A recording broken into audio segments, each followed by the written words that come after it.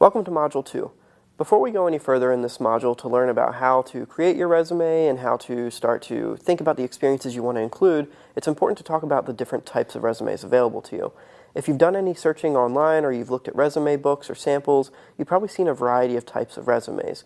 Those could include chronological, functional, combined. You've probably even seen CV next to some job applications.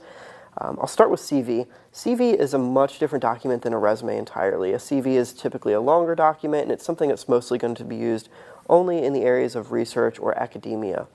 A functional resume is a resume that focuses more on your skills and a little bit less on the work experience.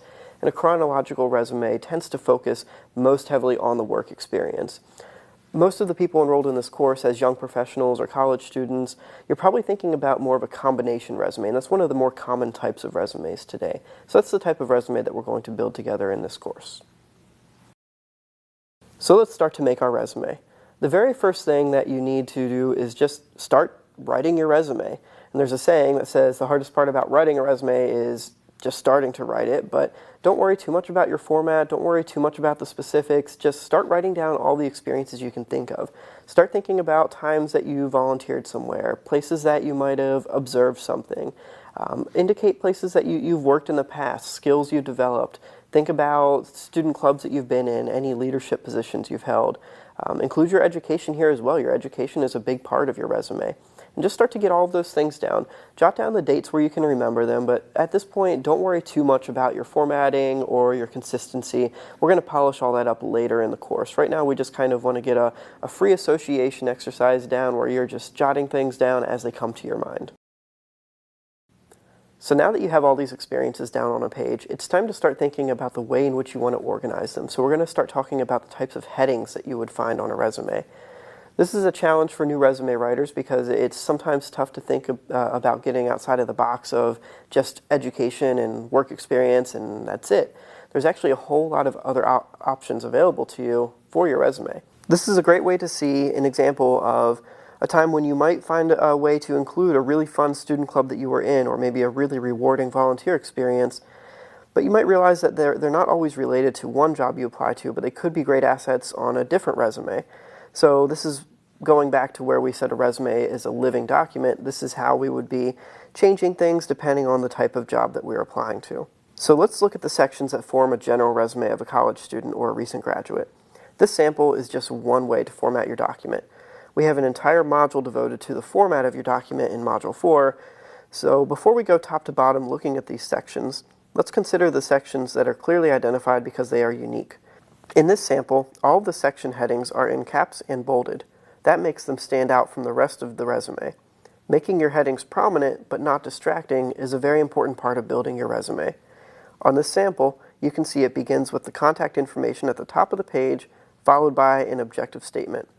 Objective statements are optional and might also be called things like professional summary, or maybe summary of skills, or even summary of qualifications. None of these sections are required, but in order for them to be worth the space on your resume, it needs to be targeted toward the position, industry, and ideally the company in which you are applying. We will talk a little bit more about the objective statement later in Module 4. After the objective, we have the education section. It is very common to have your education as the highest section on your page. For most of you, education is likely a very important part of where you are in your life and career, and it will likely fit very well at the top of your resume. You will want to format your school name exactly as it will appear on your degree. Feel free to include your GPA as long as you feel comfortable with it. There's no law that says you have to include your GPA, but the general rule of thumb we use is if it's over a 3.0 on a 4.0 scale, go ahead and put it on. This rule varies based on the type of degree and also the grading scale. In this example, relevant coursework has been included within the education section. You can do that, or sometimes you can make relevant coursework its own section, or choose not to include coursework at all on your resume.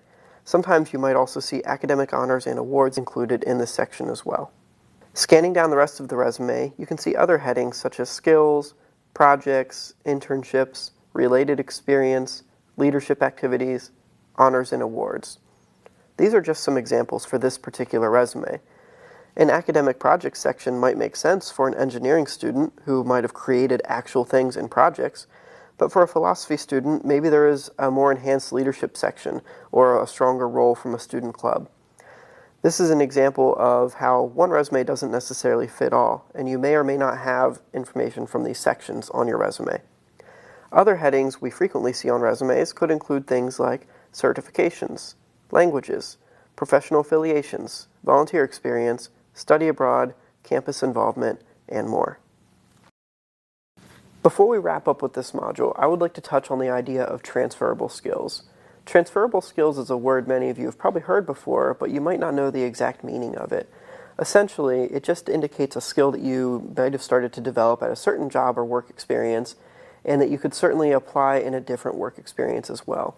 Employers really like to see your transferable skills highlighted on your resume, so think about things like communication or leadership or advocacy, things that you've done in one place that you could do in another very easily. So transferable skills are something that most of you have probably already developed in some sort of work experience or some sort of classroom project. So we're going to talk more in Module 3 about how to really get the most out of those transferable skills and get them on our document as we start to outline our content so that employers can really quickly and easily identify how the skills we've already developed can help them at their company.